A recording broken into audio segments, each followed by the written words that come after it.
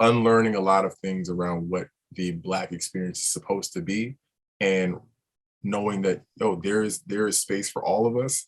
Mhm. And my interest is not in reversing the polls. My interest is not in assuming a position to where now I can oppress other people. That's not my idea of what a free Black community looks like. Welcome back to the Express Yourself Black Man podcast. My name is Kizzle or Kofi, and I'm a mental health advocate, public speaker, and founder of a Kizzle brand, which is a project aimed at raising awareness for depression and helping people through difficult times. Studies show that on average, men lose 2.8 years of their life when they're under heavy stress. The point of this podcast is for me to gain those 2.8 years back. As a Black man, society often tries to tell me what I can't do, or talk about, which can often leave me feeling trapped. And so this podcast is my release. Yo, what's up, everybody? I'm here with Josh. He is the founder of Healing While Black LLC, a Yes. dope brother in the space. And so no problem, bro. Thank you for being here, bro. Thank you for having me. It's a long time coming, like I was saying. Absolutely, right. And so we already hopped into the conversation. I was just talking about me being in my head with the Express Yourself Black Man page over the last few weeks to a month. Yeah. Just honestly, because I feel like engagement has been down. I've been trying to push people over to the podcast. I've been trying to push people over to the YouTube, all that kind of stuff. And I don't feel like I've been seeing the results that I wanted to see as quickly as I'd like to see it. And so sometimes we can kind of get into our heads about numbers and engagement, all that kind of stuff. But I feel like over this past week and a half, I've just gotten back to the roots of why I created the page. And initially, the whole reason as to why I created the page was for myself. It was just for me to have a place where I could journal, a place where I could feel like I see positivity on social media. And so just getting back to that and just getting into the groove of just posting for myself. Doesn't matter what the numbers are looking like, not checking my notifications as much. So like, if you notice, I've been responding to posts from my personal account rather than the actual Express Yourself Black Man account. And the reason why I'm doing that is on purpose, because I don't want to actually go in and look at comments and all these notifications and all that kind of stuff on posts. I just want to be able to check it at my leisure. And so I check it at my leisure on my personal page. And I go through and I see, okay, all right, this person commented, I respond, blah, blah, blah. And so I keep up with it that way. But just getting out of my head, getting out of numbers and all that stuff, man, because social media will have you feeling like you're failing when you're doing a great job, honestly. It's important. It's important. And I'm happy that you're taking those steps for yourself, because none of, all this is made up, Right. Mm-hmm. No, it's, I look at you and like, I just want to say, on the record, like, I respect your hustle to the maximum. Mm-hmm. You inspire me in a lot of different ways to be consistent with my messaging, be authentic. And it's a continual reminder that, like, if you build it, they're going to come. Right. Yeah.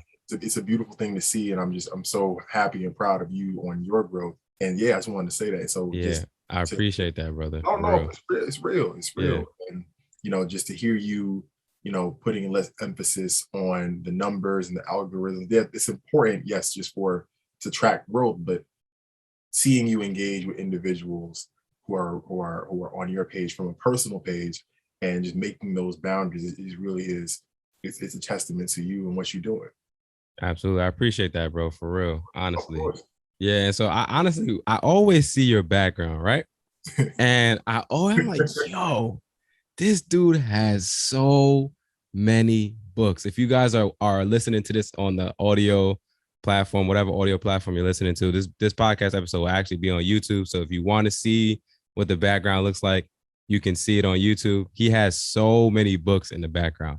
And I know you said you're inspired by me, but honestly, when I see all of those books in the background, I am inspired by you, brother, because I'm like, yo, I do not read nearly as much as I need to. And another thing that I wanted to talk to you about, which we'll probably get into a little bit later, is a Black man. I think it's a Black man reading or a Black man reads. A bearded Black man reading. A bearded, Black man. I like a Black man reading. I follow their page too.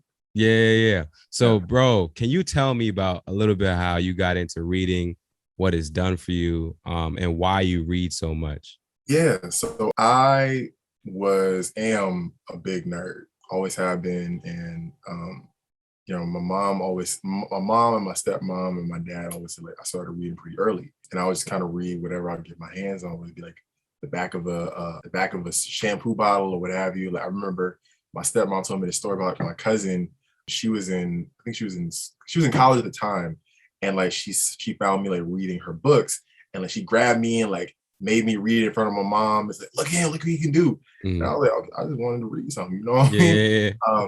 And I, it's just it's a privilege to grow up with like plenty of books, plenty in the house. And I remember my dad had this, it's like really big like encyclopedia set.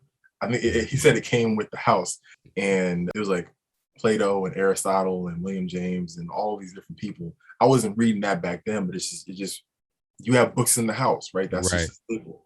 Um, and then my mom always told me I lost my love for reading when I got a little bit older. Hmm. I started playing sports and do all these different things. I didn't read as actively as I once did. But really, I would say in the last like 3 or 4 years, I fell back in love with reading. Trying to read for pleasure on my spare time, and Hmm. now that a big part of that was not being in school because I just had to read. I couldn't retain the information.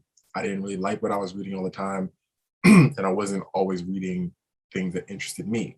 So after undergrad and after I finished up with graduate school, when I left graduate school, I started reading a lot more, just of things of my liking, Right. Black authors, reading more self-help books and things that really brought me pleasure, but also helped me flesh out my own pedagogy around healing while Black.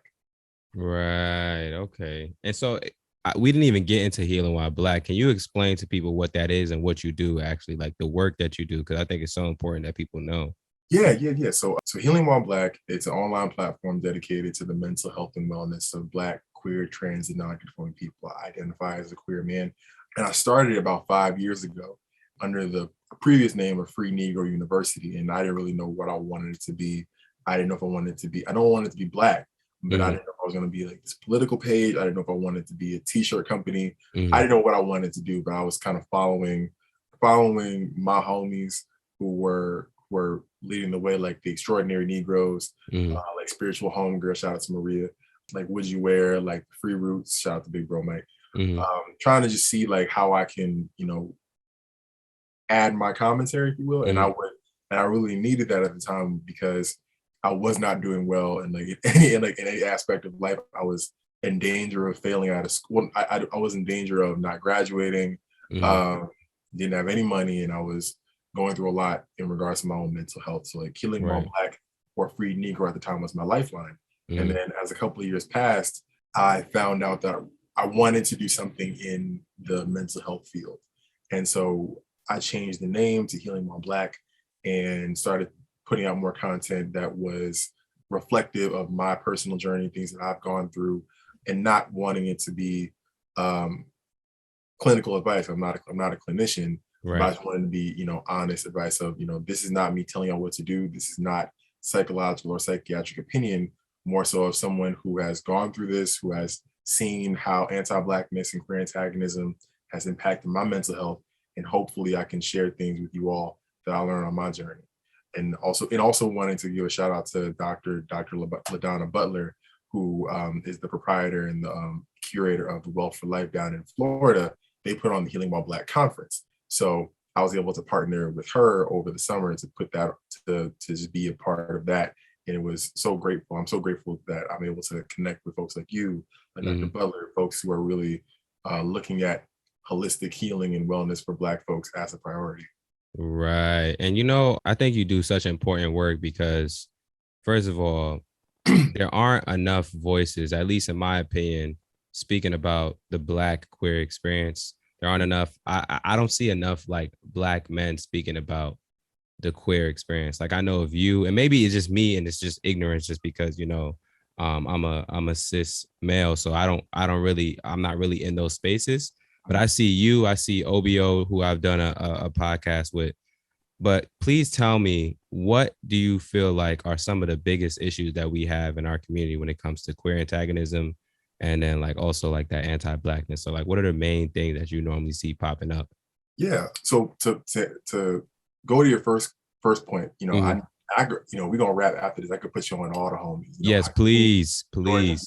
Johnson, a lot of folks Yeah. who are, Black, queer, or at least not rigidly heterosexual, speaking about, what is queerness, what does queerness not necessarily look like, but like how does that inform our politic, and like really just making that known, like y'all not going anywhere without us, right? Right, right.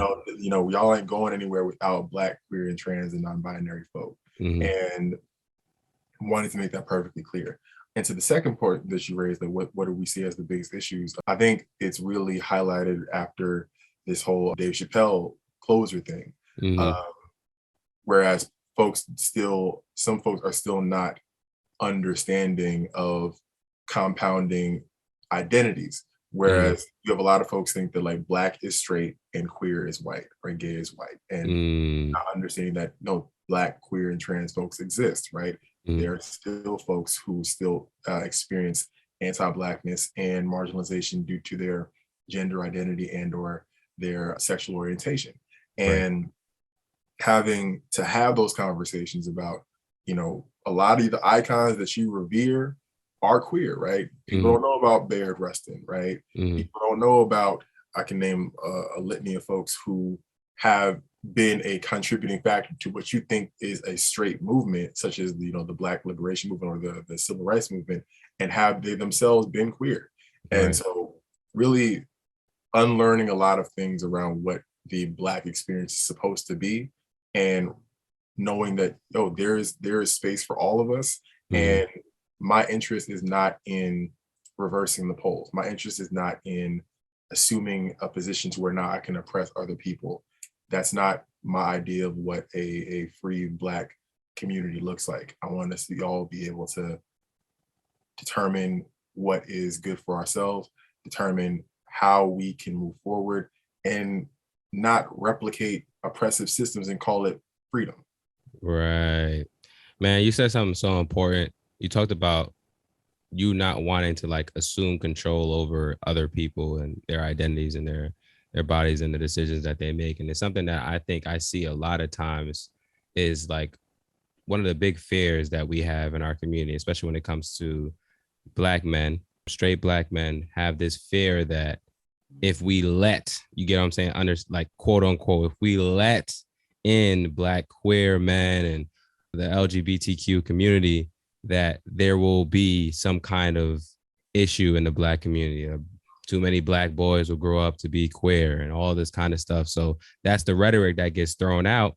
And then it just blocks all discussion because people then close their mind to what we should be opening ourselves up to understand, right? Because at the end of the day, like I said when you came on, you're my brother. You get what I'm saying? Like we are family. Like it doesn't matter what your identity is, it doesn't matter what your sexual preference is, orientation. None of you said what? Sexual orientation. Orientation, my fault. Sexual orientation. It doesn't matter what your orientation is, right?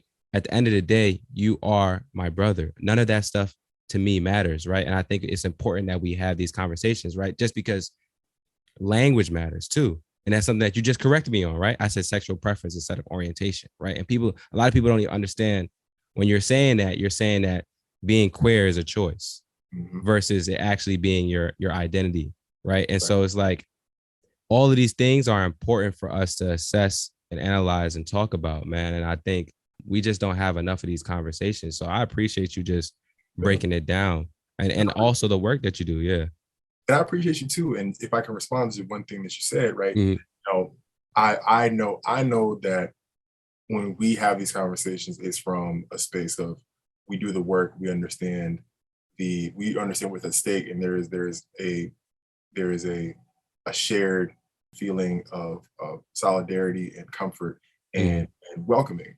Mhm. And even in that, right, I remember you said that, none of that matters to me. And yes, it shouldn't, but also it's like, no, I need you to recognize, like, no, I am a queer man, right? I need you to Mhm. recognize that, this person may be a Black trans person. And Mhm. that's important for you to recognize, right? Is Mhm. that the totality of their existence? No. But Right. Okay. I see that in a very similar lines. Like, I don't see race, right? No, I need you to see, Right. what I'm Right. saying? Right. I need you Right. to Right. see me Right. in my fullness. I need you to see me in the totality of my existence. Because if that's not something that you're choosing to, not saying you per se, but No, yeah, go ahead. I've heard a lot of folks say like, yeah, like, I don't see you as queer. I see you as such and such. I'm like, well, Mhm. okay, yeah, like I'm not wearing a shirt that says, oh, not today at least. Yeah. I'm not wearing a shirt that says it, but it's like when I tell you that, Mhm. like, what does that mean to you, right? Like, Right. what feelings are evoked for you? Like, what thoughts are evoked Mhm. in you? Because that's important for me to know. Because I don't need folks who are going to go out of their way to ignore a part of my identity just to make themselves feel comfortable. Because Mhm. I'm trying to come into rooms and be my full self as much as I possibly can.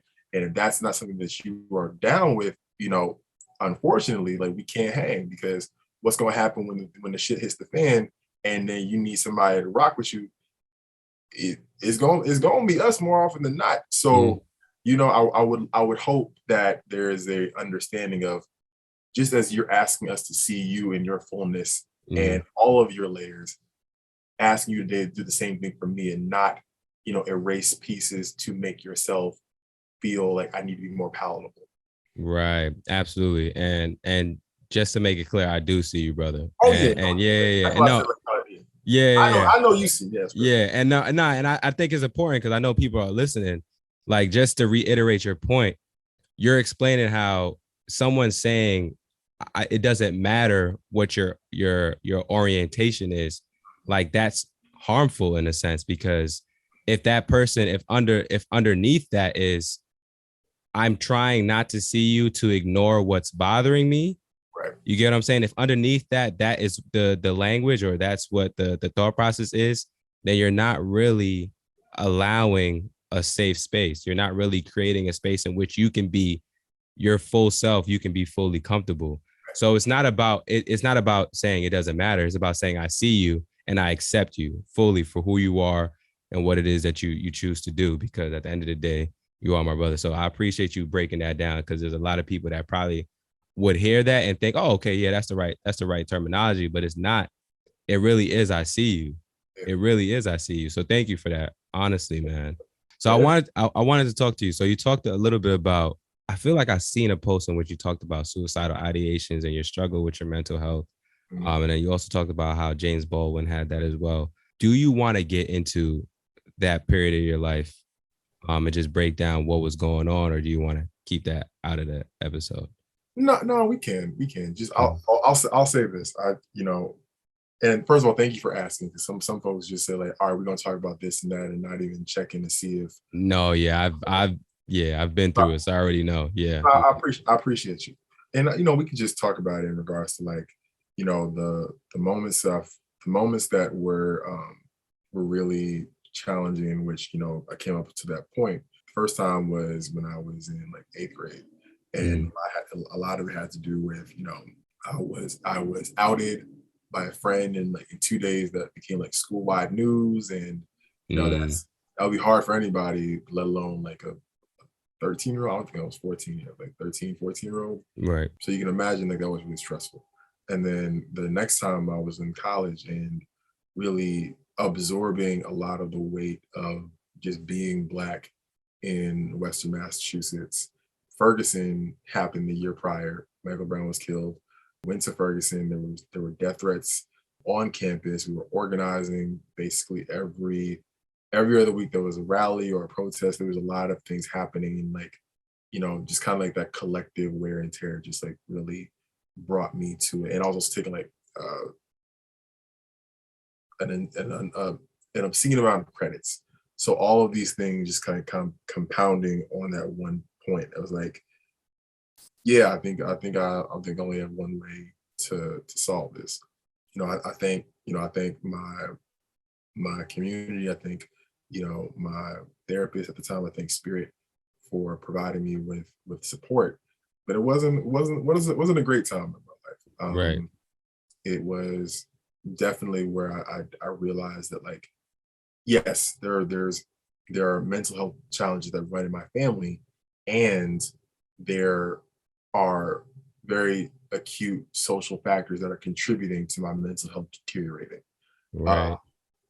so understanding that, And I saw a post a few weeks ago that like this push to make depression and anxiety solely clinical is is an attempt to kind of absolve certain clinicians, white clinicians, clinicians who are wedded to white supremacy, to like absolve them of their responsibility to also dismantle white supremacy culture. So Mm, I was like, yeah, that sounds about right. right. um, Yeah. I'm not a clinician. I'm not a neurobiologist or a neurochemist. Hmm. Um, but understanding my relationship with certain mental health professionals definitely mirrored those sentiments. So yeah, and I again just wanting to say very, very frankly, like I'm thankful for, you know, your platform because you're providing people, you know, black folks with resources, black men Hmm. with resources to where Hmm. if they are feeling like that, first of all, it is okay to reach out to Right. ask for help. And here are some resources you can go to, even if having a therapist is not an option at the particular time. There are Right. different ways in which we can tap into this community, we can tap into support, and we can lean on each other. So that's what, again, I just want to say I appreciate you for the work that you do because it's life-saving work. Thank you. I honestly appreciate that. I think one of the main things I wanted to do with the page is have it as a resource. I wanted Yeah. people to be able to come on the page and say, okay, not everything that I need here, but there's a lot here that I can benefit from. Like it's not just posts where you go on and you feel good and then you just get off and then you still got to deal with your day to day. You have all this stuff that's bothering you. I wanted it to be like, all right, this post can definitely help me. I can apply something that I've learned in this post to my daily life to make my life better. And then on top of that, even if this post is not helping, I can go to the link in his bio. There's Mm. therapy resources, there's a podcast, there's YouTube, there's articles, there's all these different things, the ebook, right? I wanted it to be like a collection of resources for black men specifically, but just the black community in general. So I appreciate you saying that because it just confirms that what I've been trying to do is what I'm actually doing. So yeah, because sometimes being on the actual like being the person implementing a lot of these things, like you don't really know, right? Yeah. Yeah. It's kind of like you seeing yourself in the mirror, right? You've only ever seen, I saw this post where somebody said, isn't it weird how we've never actually seen our real face? We've only seen Yeah. reflections, right? Yes. So I think of it like that, like with Express Yourself Black Man, I've never really seen it from a consumer's point of view or a random black man's point of view. So whenever I get feedback on the page or the ebook, it always means a lot to me because it's like, all right, cool. I saw it this way and you saw it this way. So I did my job. That feels good. And so just getting back into the conversation, I think is important because we talked about suicidal ideations. Do you remember some of the things that you did during that time? I know you mentioned therapy, leading on your community, your support system. Do you remember some of the other things that you did to help you to get to the point where you feel like you have it managed or under control? Yeah. I was really talking a lot to my then girlfriend at the time, Hmm. my community. I leaned a lot on my mentors. I ain't trying to tell you everything that's happening, but like I'm not okay. Right. And them being able to kind of shield me from some of the things that were, you know, coming my way was incredibly helpful. And I took a step back from a lot of my positions on campus just to say like I can't do this. This is actually this is actually making the situation a lot worse. Right. Taking a step back from a lot of different things and, you know, feeling the shame, kind of feeling the shame that kind of goes with that of like, you know, you're this person on this campus or you're this person wherever, right? Hmm. That is tasked to do a job, that's tasked to represent people, that is tasked to be, you know, quote unquote speaking for, even though like I don't, nobody needs me to speak for them. But Right. this idea of like this singular black male leadership that people would put on you that you adopt and you you adopt for yourself and you make that as an identity, like taking that off is it's kind of scary because like, oh, I'm letting people down. Right. I'm letting my folks down if I do this. Like I'm weak or I'm I'm failing the movement, so to speak. Right. Pushing through a lot of that and pushing through a lot of that shame, a lot of that guilt was really important because, you know, a lot of my friends would have to like you're not a martyr, right? Like Right. there's no need to set yourself on fire to keep anything or anybody warm, right? And Right. also these folks, the larger institution, they don't care about you, right? You're grinding yourself down to nothing for an institution that will go on. And Mhm. unfortunately, like, I was able to see that with my own eyes, as I grew older and like left undergrad, but I still was in the same institution for graduate school, and kind of seeing the same kind of patterns with younger students and like like the folks coming after me. It's like, damn, like I want to, I don't want to like dim your light. I don't want to diminish anybody's spirit. And also, I don't want this to happen to you. I don't want this burnout. I don't want these kinds of feelings to compound to where you feel like you're at the end of your rope.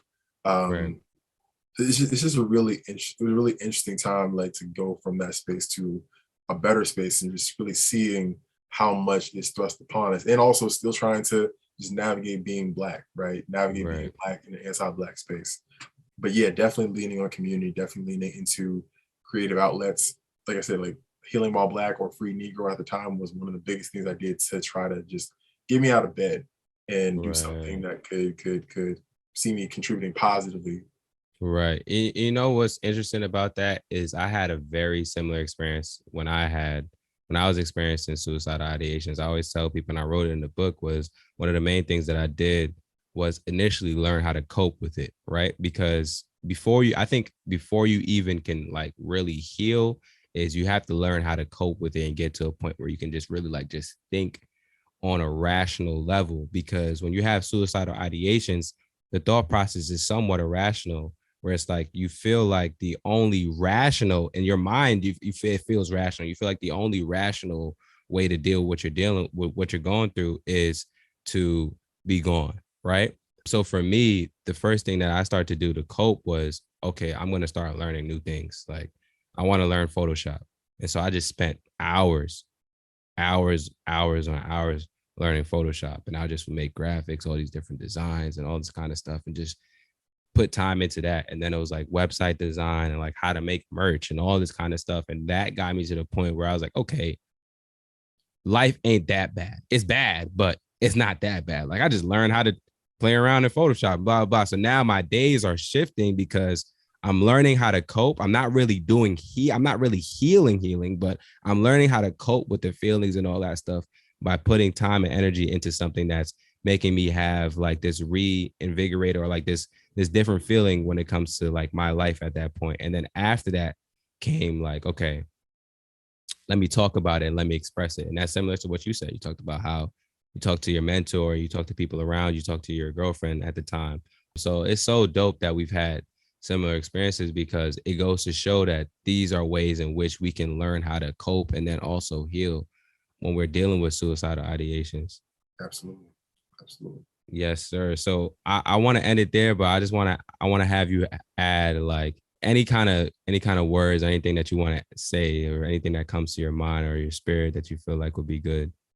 It is okay not to be okay, as your hat and your shirt say.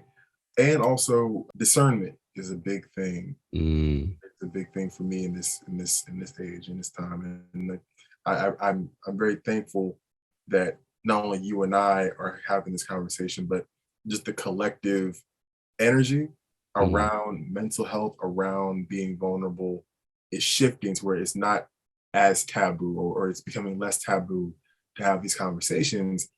And not everybody's entitled, no, really, nobody's entitled to your story, right? Nobody's entitled to your vulnerability. And I right. think the thing that really like is driving me to say this is like the response we're having to Virgil Abloh's death. And it's very similar to what I was feeling and hearing when Chadwick died. Where it's Mm, like, oh, like, this person was suffering in silence, or this, that, first of all, they weren't suffering in silence. You just mm, didn't know about it.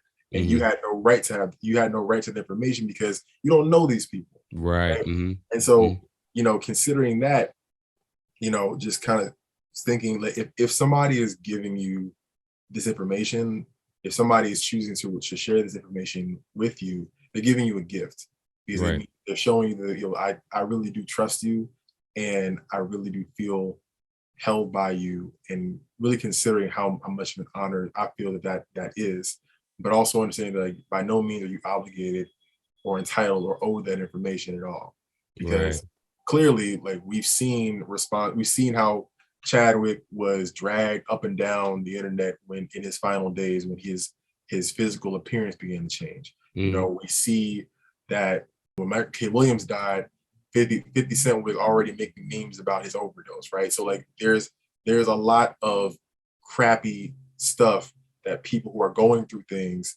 experience, which actually gives them a lot of reason and right to not share, right? right. So understanding that, as folks are becoming more vulnerable, as folks are becoming more open with their stories, considering that a gift, but never mistaking that to you thinking you have a right to that person's story, because you don't. Man, beautifully said. And I remember seeing that post and I was like, wow, this guy is always on point because Virgil was not suffering in silence for sure. I could tell you, like, obviously I wasn't in his camp, but he was Right, not suffering in silence. right, Y'all just aren't, we as a collective, as a society, aren't entitled to everybody's story, like you said, and what they're going through. Like, we're not. If they decide to share that, then great.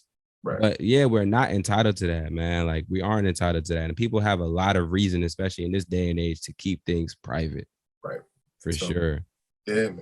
So yeah, just hoping we can, and this is self accountability and a collective accountability. Just like just be more empathetic about people, because folks is going through it, and Right. especially as we continue to navigate this pandemic, folks is going through it, and just trying to be more kind, and holding myself to the values that I claim to preach. So yeah. Absolutely. I love that. And then yo, so I know you said you wanted to talk about it after the episode, but I think it's important to talk about it during the episode. What are the resources that you feel like they're like Black man or just any kind of resources that will help queer folks? Because I feel like I don't get it as much now because I've had people that come on and talk about queerness and their queer identity and that kind of stuff on the podcast and the platform. But in the past, I've had people reach out and say, yeah, I'm looking for spaces that will make me feel more comfortable, and they don't know where to find them. So I'll give them like your page or OBO's page. But if you have any other pages that are similar that are doing the work, please plug Yeah. them in right now. Yeah. Yeah, absolutely. So there's Altruistic Ash, there's Beyond Living Hakeem, there's Rochelle Peon, Mm, rooted up in Albany, New York. There's the National Queer and Trans Therapists of Color Network, mm, as a directory of therapists of color who identify as queer, trans, or non-binary, mm, and also, just really advocating when we're having conversations with a potential clinician or a potential provider, that initial intake, you can ask questions as well, right? mm, So asking questions of like, hey, like, what is your framework around anti-blackness and how it contributes to somebody's mental health? What is your analysis on queer and trans antagonism and how it impacts a queer or trans person's mental health? And you have all right to ask that question, those mm, questions, mm, because you are coming to this person for care. And if mm. they do not answer those things to your liking, then continue to ask the questions to individuals who can give you what you need in regards to the analysis that you're looking for. Right, man. That's beautifully said. I was just talking to my girlfriend about this. I was just like, yo, only you can tell me, or only you can tell you if therapy is working for you, Yeah, right? Like, cause you're like, well, I don't know, cause blah blah blah, and this is how I'm feeling. I'm like, yo, babe, like I look. I said, listen, I could probably sit down with your therapist and have a great session, but that doesn't mean that that therapist is a good therapist for you. At right. the end of the day, if you don't feel like you are getting what you need out of the session, then that is what it is. That is it.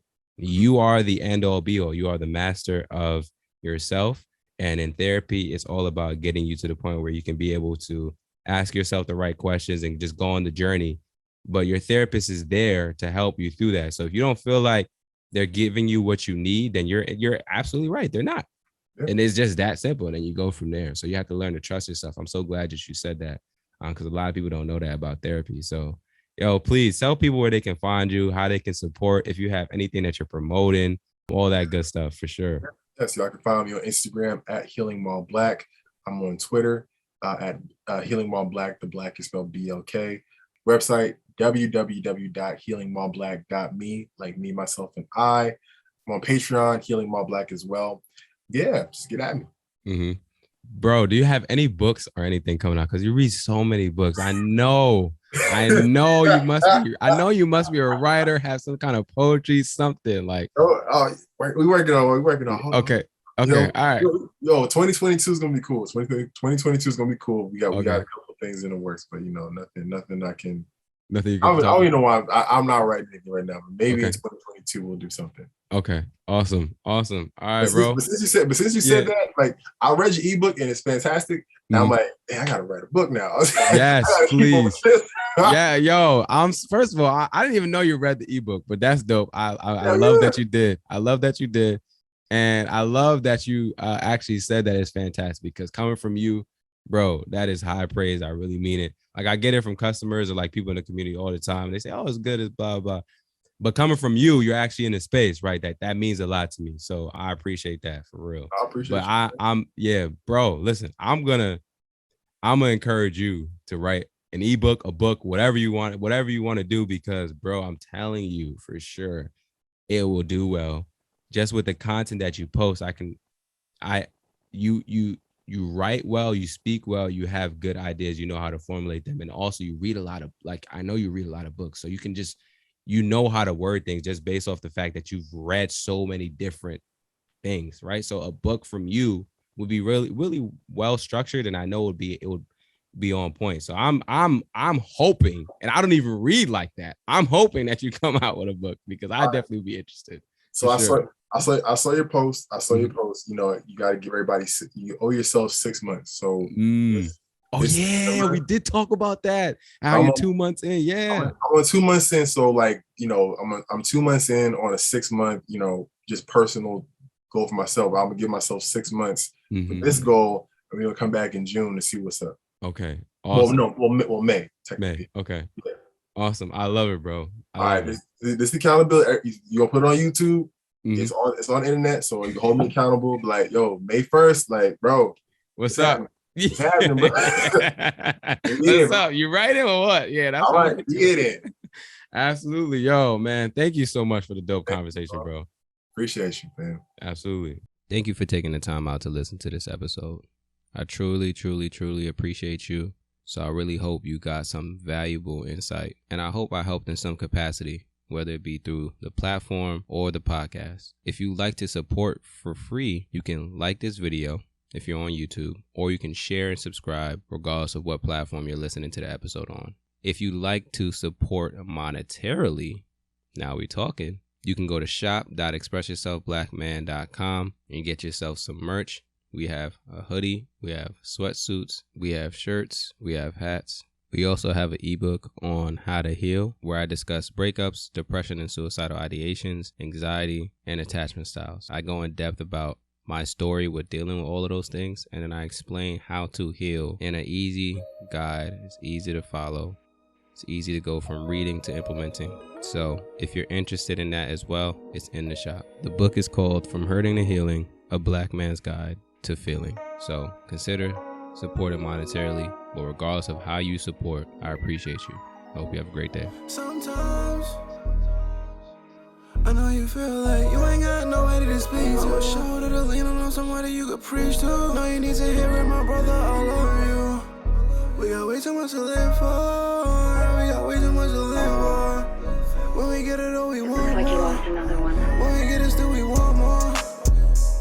I know it's hard, but you just gotta push on. Tell me from the only brody I was trying to bring you. If you ever feeling down, bro, you never alone. If you ever feeling down, you can always hit my phone. If you ever feeling down, bro, you never alone. Okay, hey, I'm your shoulder to lean on. Express yourself, de-stress yourself. I don't wanna talk about me, tell me how you feeling well. Since you know that you're alive, but this earth feeling